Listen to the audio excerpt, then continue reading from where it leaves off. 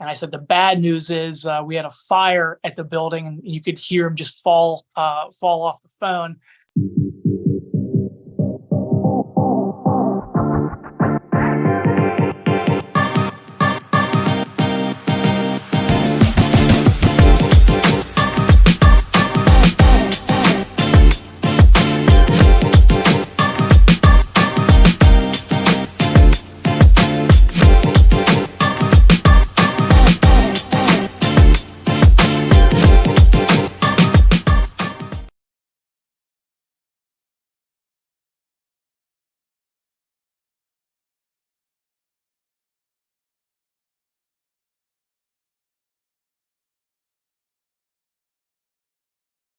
So TJ, give it for everyone listening. Give the background of kind of who you are. Maybe start there, like who you are, what you've done in real estate, and then kind of like give us the what happened here. Yeah. So TJ Williams, been real estate since 2010. Been in the financial services industry since 2001. So my main job overall is financial planning or in financial distribution for the last 21, 22 years now. I've done that all over the East Coast. Got into real estate after being laid off. Our entire division was laid off in 2000, and I think it was 2009. And purchased our first property. I was looking for something for additional income, and I had sold a business earlier, so we had some cash, and also been pretty good savers, like a lot of people, just squirreling away some money, and decided to have an idea of not just one property, but let's buy a duplex or a triplex or a quadplex. So the initial thought was we'll run something with multiple streams of income. So if there was no tenant in one building, we could still float the note if we needed to off of one or two others. So that started us looking. And at the time I was living just outside of Philadelphia and New Jersey area, Southern New Jersey. And by looking for triplexes, we moved into the idea of looking at a fourplex, a quadplex. And at that point, I realized, all right, once I go into 4 units in one building, it actually can become a commercial property.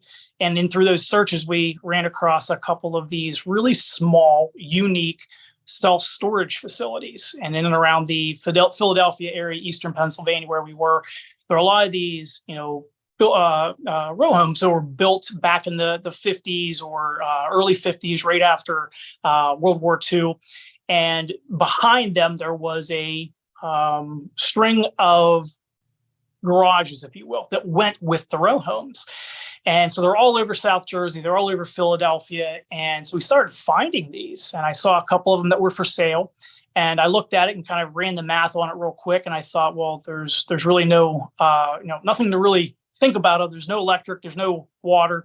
If something goes wrong, okay, I can read up on, tenant laws or versus, what would be, if there was somebody actually living there. So it just became this idea of what else can I learn to figure out. So we ended up looking at about 4 or 5 of them before we actually really got deep. And then we ended up putting an offer in on 3 of them. We finally bought our first. It was 19 individual garage units. Wow. And with those 19 individual garage units, I went as basic as went onto Craigslist to see what people were renting per square foot. And then was actually attached to a parking lot. It wasn't rented as a parking lot, but it was a lot. And I thought, well, we're in Collingswood, there has to be a way that we could probably do something where we could make this a rentable lot and rentable space. And we actually ended up doing that. So we ended up purchasing this. At the time, I thought this is either the best decision I'm ever going to make or it's going to be the worst. And I thought, if nothing else, at 29 years old, this is probably going to, or 31 years old, this is going to be a learning experience. It ended up being one of the best things I've ever done. We ended up purchasing it. We ended up renting out the parking lot as well. We doubled overall rents. And from that one purchase we made, it had to have been back in, I guess, 2010 or 2011. We actually over doubled the value of the property. We bought it cash.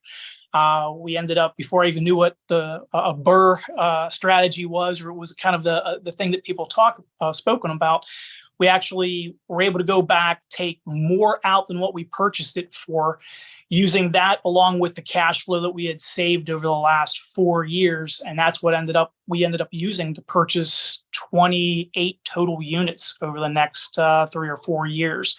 So from that, we've ended up buying a 13 unit, a 4-plex, 3-plex, 4 single families, I believe, was our total portfolio whenever we were all said and done. But that all came from the original first purchase back in 2010 or 2011. That's awesome, man. And you actually got in there a pretty good time, I guess, 2010. Yeah. That's a nice equity gain since then. And then, okay, so, and then along the way, one of these was this like 13 unit building? Yeah, we ended up acquiring a 13 unit apartment building. Obviously wasn't large enough to hire an in-house property manager. So we actually managed the self-storage facility and that parking lot. And then we ended up hiring a property manager to help us with the other effectively 28 units, and that 13 unit property was one of those. But anytime you have, and this is again, we found out, anytime you have more human beings living in one location underneath one room, the dynamic between the tenants is even more important.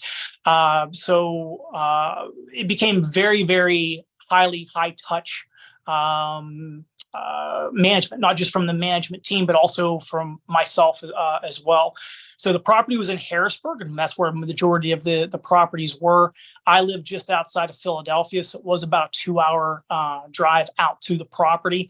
And I spent about every other weekend out there. So I'd go out on a Saturday or Sunday, spend the day there, get to know the tenants, talk to the tenants, spend a lot of time just, sometimes just dropping off rolls of quarters to let them know who I was, and kind of build that goodwill and doing a lot of, we did a quarterly newsletter. I picked that up from somebody. And one of the best reasons why to do that was the bottom of the newsletter was just a reminder of the toilet monster. And people say, what's the toilet monster? Well, if you have somebody that you're on the hook for paying for their water, even if you're not, it doesn't mean that they are going to pay it if that toilet keeps on running. We always wanted to make sure that they knew if something was running, call us. We don't want that to continue. But that constant contact was a big thing for us. That 13 unit ended up being kind of the centerpiece of the overall portfolio because it was the largest thing that we owned. And it was what took up most of our time as we went through as well. Yeah. Did you notice by sending a quarterly email to the tenants? That's an interesting idea. I don't hear that a lot from owners. But I can imagine that kind of engagement, it probably helped. Absolutely helped. It absolutely helped, just in the sense of those tenants that were always, that were there, they were there for the duration of the time we owned the building. Maybe they had been there previously. We formed that relationship. And even if I wasn't there, they knew, okay, here comes TJ again. And so for new tenants coming in, they kind of, well, this is what we do. So there's a little bit more of a pride because they knew who I was. We didn't always present ourselves as the owner of the building. I always say, our thing was my business card, especially for the self-storage, it always said manager. And the reason for that is I've got to report to somebody too. So anytime I had bad news to deliver, it was always, I've got bosses too, and it's usually my wife. So and that's the truth of it too. She's my business partner in everything that we do. So any conversation, it was always, I get it, I hear what you're saying, but I've got to report to somebody too. And this is kind of what we're doing as well. So the tenants in the 13 unit, they did know that we owned the building. They also knew who the property manager was, but they knew because I was so in touch as far as communication. They knew if something was wrong that they could reach out, and we were going to handle it pretty quick. So issues were very few and far between. If there was, it was handled pretty quickly, and that did well for retention, which is a big thing as well. So then, you eventually decide you want to sell the building. I imagine there was some nice appreciation along the way. Yeah. And so you reach a deal, you're about to close. Yeah. So at the time, so we think this is kind of middle of the pandemic, if you will, and prices are skyrocketing everywhere. Kind of crazy time. We were getting offers left and right at the time. And at the time, I thought, we're doing well, everything's fine. But we were really thinking of if we were going to sell, we were going to upgrade the portfolio and buy a different class of a lot of the properties. We had learned our lessons. And so we had a realistic, very solid offer. And actually, we had gotten down the road of giving some good information. We'd done some meetings with the actual potential buyer, and I believe it was like a Tuesday. We had a 4:00 meeting to get together and actually in person, believe it or not, during the pandemic, to actually sign the letter of intent. And that morning, I woke up and I was traveling for my day job that day, and got a call from Harrisburg Fire Department in the morning message, and so I missed it, picked it up. And it said, Mr. Williams, we have news, your property on XYZ had a fire last night. Please give us a call. So I immediately, this is 7:45 in the morning, immediately call, nobody answers. So my second call is to the property management company. And so they had no idea that it had occurred either. So at that point, I had a really good relationship with two of my tenants and reached out to them immediately. And they told me, yes, there was a fire and everyone was safe. And that was the most important thing that we wanted to get out of it. But they didn't have any other details other than the fire department was there last night and they went back to bed. So we thought, okay, it couldn't have been too bad and it might be all. So some background on this. We had done a pretty good job of upgrading a lot of our properties. They had cash flowed well. They had done well. We were what I thought pretty smart with the upgrades we had done to the properties. And about 8 months previous, we had put a new roof on this 13-unit building. So we're 40 grand in the hole on a new roof, but it was a major selling point to the new buyer. It was under a 10-year warranty, and that was transferred. And so they were excited about that. And of course, now I find out maybe an hour later that there was now a 200 square foot hole in the middle of that brand new roof. One of the tenants had fallen asleep. We later found out while they had grease on their stove and had fallen asleep, and it had caught fire, and it was a complete loss. It was our top floor unit, unit number 13, and had gone straight up the wall, completely engulfed part of his apartment building. By the time the fire department got there, the only way they could do it was through the roof, and they cut a 200 square foot hole in the ceiling, pushed water down through, and obviously everything that water damage does as well for the unit. So at this time, it's probably around 8:30 by the time I have all the information I need to know that, okay, we have a letter of intent signing occurring at 4:00 today. And it's not just the 13 unit that we're selling. It is a full 21 unit deal that we have packaged together. So it's the fourplex, the threeplex, and there's a couple single family properties in there as well. So at this time, I pick up the phone and I call my insurance agent and I just say, just want to make sure this is where we are. This is what I have. I need to make sure 100% everything I believe to be true is true. He got back to me right away and said, hey, we're in good shape. This is what we can do. Went back to my property manager and I said, this is the status. This is where we are. This is what I'm still looking to do at 4:00 today. And what is our likelihood if we were to turn this over? How quickly could we upgrade this apartment? How quickly could we get the interior fixed if I can get the roof fixed first? So we kind of started a game plan in that, called the roofing company. And all this is while I'm still doing my W-2 job during that day and still traveling, of course. And at that time, this is probably around 9:30. I'm speaking to my wife, and I said, "We'll be fine as we go through this, as long as we keep our heads. The most important thing is no one got hurt. Everything else can be replaced, can be repaired, and fixed. We can always find another buyer. We can always manage through this. We've done it before. The most important thing is that tenants are safe. The fact that no one is harmed from any of this.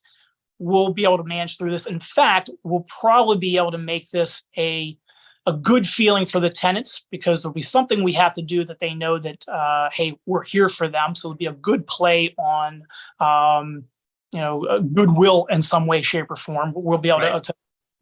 And then with that, to the property manager, how do they have everything they need in order to be successful? It's interesting, TJ. I always feel like in life, sometimes some of the best moments actually start out in a negative way. Some of these weird cases, and then it starts to kind of show who the person is. It shows how people react under stress and strain, and oftentimes can, on the flip side, lead to some of the closest engagements. When people see you actually, work through stuff pretty quickly and care about them. And so now, did the tenants have renter's insurance?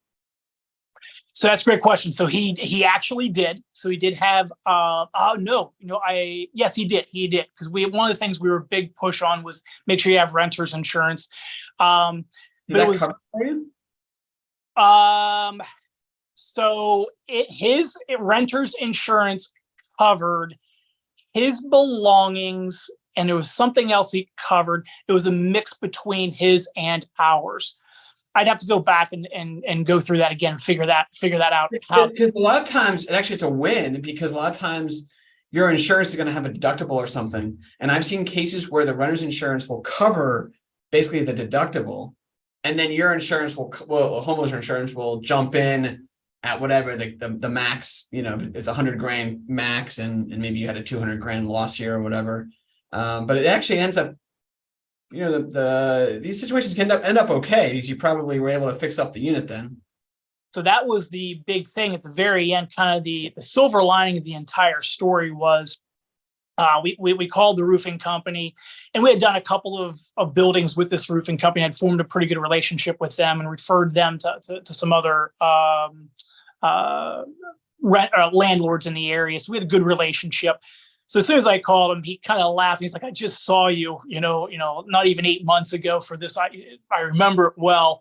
And he said, "Let me see if I can get out there." So he actually was able to go out there that day that I called, and he said, "We're going to be able to get this fixed, and we'll probably be able to get it done hopefully in the next 2.5, 3 weeks." So whole new roof, or just a whole new. There was everything soup to nuts, all new roof, all over again. I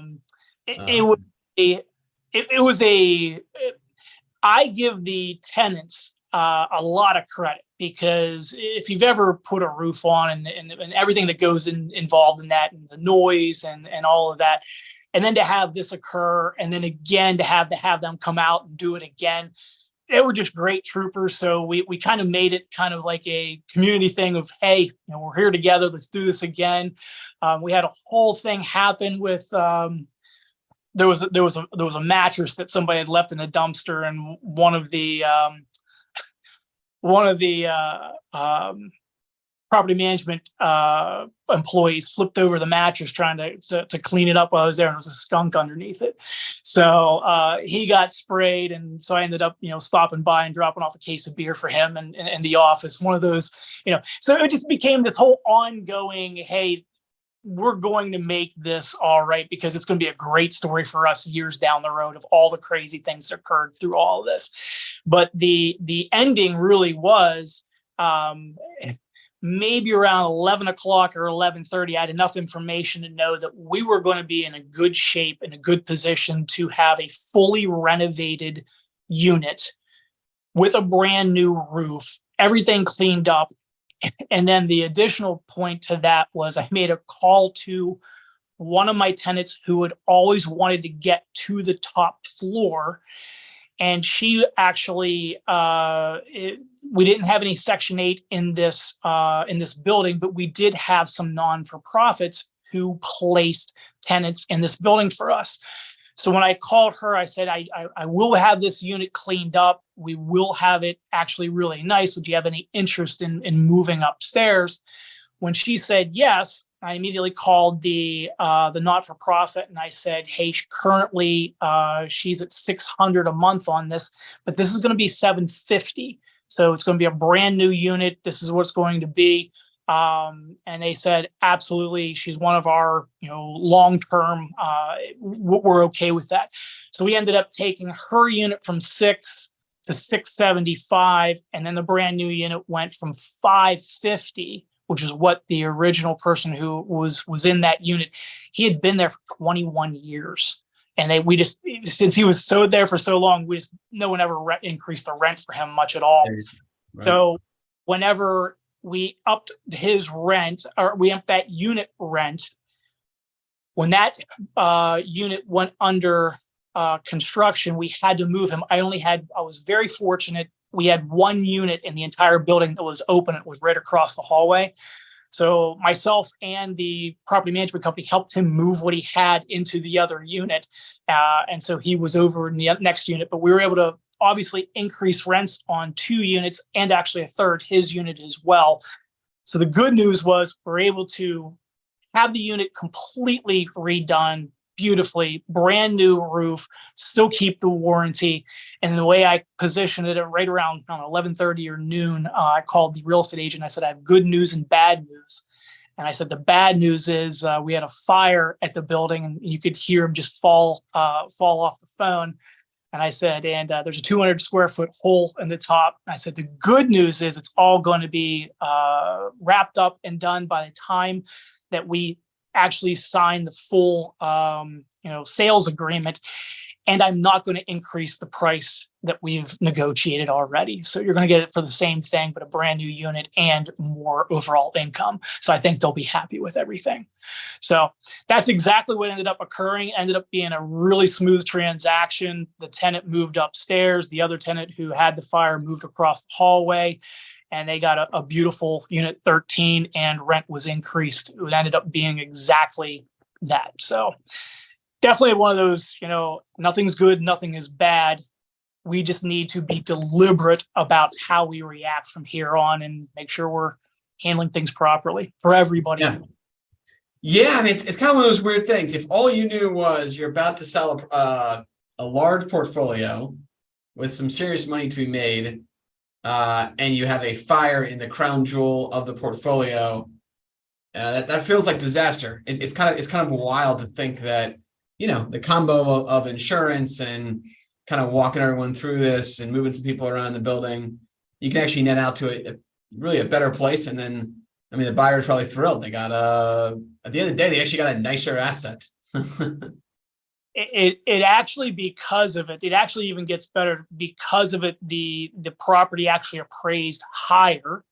And what we ended up doing was we actually took it was literally as we were going through financing, I formed a decent relationship with the buyer and they wanted to do a couple other just improvements on another property and maybe even go out and purchase something else. And I said, well, since the value has come back at such, I said, if you're okay with it, we can increase the sale price and just take the equity back out.